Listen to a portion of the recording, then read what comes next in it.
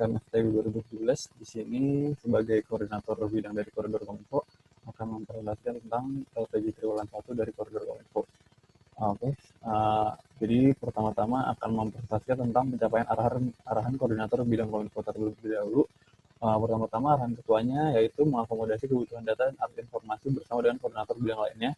Ini bisa dibaca tercapai karena adanya diskusi yang selalu aktif di grup koordinator bidang yang ada di Line, dan juga seringnya ada rapat setiap 2 minggu sekali di hari Senin itu bersama dengan koordinator bidang lain. Oke, arahan ketua yang kedua melakukan penjagaan terkait plan do check atas talent control pada koridor Kominfo itu tercapai juga. Di sini saya sebagai korbit dari Kominfo juga melakukan scouting juga saat waktu itu memilih BP-BP dari tiap bidang media dan juga relasi, dan juga saya membantu juga untuk penanaman kurkat mereka. Poin ketiga, menjaga internal performance dan harmonisasi pada koridor Kominfo tercapai juga karena saya sendiri memantau internalisasi dan performa bidang dan juga masuk ke tiap-tiap rabit, lalu rabit-rabit di koridor Kominfo. Jadi tercapai juga. Poin keempat yaitu menjadi Dewan Pertimbangan Ketua BEM FTUI terkait dengan pengambilan keputusan. Ini tercapai juga, yaitu saya dan koordinator bidang yang lain juga selalu aktif dalam membantu ketua lembaga memutuskan keputusan, mengambil keputusan dengan forum bersama-sama dengan koordinator bidang lain. Poin kelima, memastikan pelaksanaan rapat koordinasi bidang BMFTW dengan IMD, IMPI pada bidang koridor Kominfo ini tercapai juga. Jadi selama di triwulan 1 itu sudah terjadi ada 2 kali rapat koordinasi dengan humas-humas IM yang lain, yaitu di tanggal 21 Februari dan juga tanggal 17 Maret. Poin ke-6 yaitu pengawasan dan penjagaan arahan ketua yang diberikan kepada bidang koridor Kominfo. Di sini tercapai juga. Jadi ini untuk saya sendiri, evaluasinya adalah di sini 9 dari 12 arahan ketua telah tercapai oleh saya di koridor di triwulan 1 ini. Jadi saya menyimpulkan kalau misalnya penjagaan arahan ketua dari ketua untuk korbit Kominfo ini tercapai. Bisa dibaca sendiri pencapaiannya. Lalu poin ke-7, mengadakan konsolidasi BPHB FTW 2020 pada awal dan akhir kepengurusan. Di sini tidak tercapai karena di triwulan 1 itu belum ada konsolidasi BPH BEM FTW 2020. Jadi untuk di triwulan 1 belum ada. Lalu pencapaian ke-8, bertanggung jawab dan menjaga branding BEM FTW 2020 secara holistik. Di sini tercapai karena saya sendiri sudah merancang branding BEM FTW 2020 juga bersama Ketulam dan bidang media, dan juga saya membantu dari bidang media untuk menurunkan si branding itu untuk diturunkan kepada badan pengurus yang ada di tiap bidang-bidang yang ada di BEM FTW 2020, sehingga branding dari BEM FTW 2020 ini bisa terjaga oleh semua elemen yang ada di dalamnya, terutama badan pengurus yang harus ngerti juga terhadap si branding ini. Untuk poin ke-9, bertanggung jawab atas seluruh kanal informasi yang mengatasnamakan BEM FTW 2020. Di sini tidak tercapai karena untuk hampir semua sosial media yang dipakai oleh BEM ini sudah ada kejelasannya, seperti Instagram dan juga Line dan juga YouTube, karena itu yang memang dipakai. Tapi ada beberapa yang masih belum jelas kabarnya, yaitu Twitter. Jadi untuk Twitter ini sebenarnya dikhususkan untuk alumni, tapi hari ini dikembalikan lagi untuk membantu penjaringan dari mahasiswa baru. Tapi di sini juga koordinasinya masih belum jelas juga dengan untuk sosial media Twitter. Jadi di triwulan 1 masih belum tercapai semua. Dan juga website yang masih dalam pengurusan karena adanya hambatan karena COVID ini, pengurusan dari website agak terhambat. Lalu poin ke-10, berperan sebagai koordinator dalam mengonsepkan dan melakukan pendataan publikasi fisik atau non-fisik sepanjang kepengurusan. Di sini tercapai juga karena saya sendiri masuk di grup koordinasi Jarkom yang ada di Line, itu isinya humas bidang dari tiap bidang dan juga dari bidang media. dan saya juga selalu mengawasi juga informasi yang ada di sana apakah telat atau tidak dan juga sesuai dengan SOP atau tidak.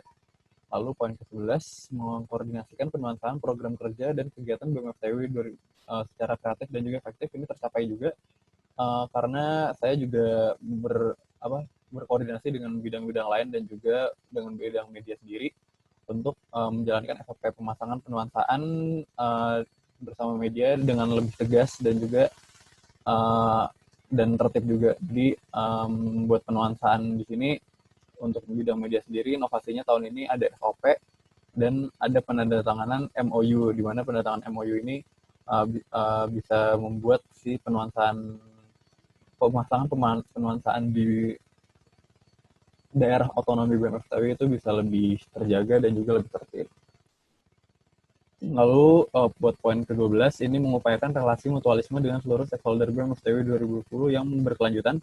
Di sini tercapai dan di bagian kolom sampingnya itu ada dijelaskan juga tiap stakeholder yang ada dari alumni. Alumni ini kita masih koordinasinya by chat aja karena kita belum waktu itu udah sempat ketemu tapi masih belum semua dari bidang relasi sempat ketemu dengan alumni. Tapi di sini alumni udah sempat bertemu dengan beberapa pengurus dari BMFTW 2020. Lalu buat EMD INPI sendiri, ini kita udah melakukan rapat koordinasi, jadi itu adalah salah satu mengupayakan relasi mutualismenya juga. Waktu itu buat berdiskusi tentang PSB dan juga tentang UI Open Days. Lalu ini ada dekanat juga. Dekanat ini lebih aktifnya dengan humas dekanat, humas FT, di mana beliau itu adalah perpanjangan tangan dari FT menuju ke BMFT, terutama di masalah perrelasian seperti tentang calon mahasiswa baru, acara-acara yang mahasiswa baru itu Kamaba, dan juga tentang kunjungan anak SMA, kunjungan sekolah-sekolah.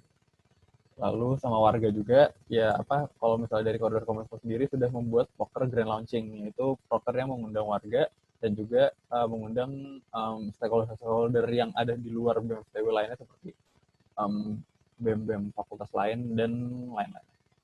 Lalu ke-13 itu membuka ruang kolaborasi dengan stakeholder eksternal KMFTW secara proaktif. Di sini masih belum tercapai karena masih belum sempat ada kolaborasi yang dilakukan sama BEM FTW yang dikepalai oleh Koridor Kominfo untuk melakukan kolaborasi dengan stakeholder eksternal di KMFTW yang lain gitu. Secara proaktif yaitu secara dari BMFTW yang mengajukan. Sebenarnya ini akan ada ruang kolaborasinya, maksudnya kolaborasi antara Koridor Kominfo dengan stakeholder yang lain, tapi ini masih belum terjalankan di triwulan 1. Untuk koordinasi antar korbitnya ini sudah baik dan aktif. Ini sekarang udah masuk ke pembahasan gambaran umum koridor. Buat antar korbitnya sudah baik dan sudah seringkali melakukan rapat di 2 minggu sekali di hari Senin untuk membicarakan tentang BMFTW secara holistik itu. Tapi ini bisa dibaca sendiri sebenarnya. Dan untuk koordinasi antara Korbit dan BPH ini sudah baik juga dan karena intensitas pertemuannya cukup sering di saat belum memasuki PJJ dan sering berdiskusi secara non formal juga di luar dari rapat-rapat yang ada. Dan untuk dari koridor dari